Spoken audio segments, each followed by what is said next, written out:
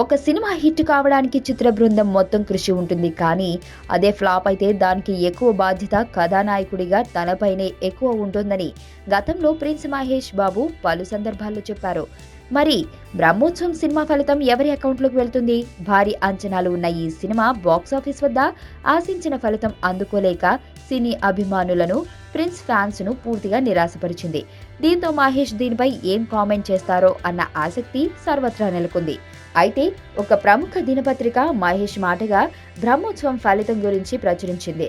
అభిమానులకు పిలుపునిస్తూ, బ్రహ్మోత్సవం ఫలితంపై దర్శకుడిని నిందించకండి, ఆ స్క్రిప్టుని ఎంచుకోవడం పూర్తిగా నా చాయిస్, ఫెయిల్యూర్ కి సంబంధించిన పూర్తి బాధ్యతను నేనే వహిస్తాను, నా నిర్ణయాత్మక లోపం వల్లనే ఆ స్క్రిప్టును ఎంచుకున్నానని మహేష్ తన సన్నిహితులతో చెప్పినట్లుగా సదరు పత్రిక ప్రచురించింది.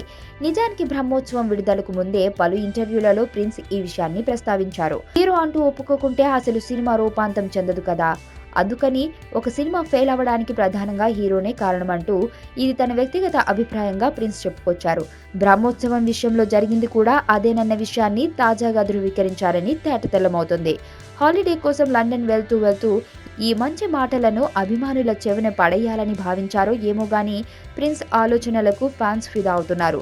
హిట్ వస్తే హీరో క్రేజ్ అని, ఫ్లాప్ అయితే దర్శకుడు తప్పు అని భావించే సినీ జనాలు, అభిమాన వర్గాలకు బహుశా ప్రిన్స్ ఆదర్శప్రాయుడుగా నిలుస్తారని భావించాలి.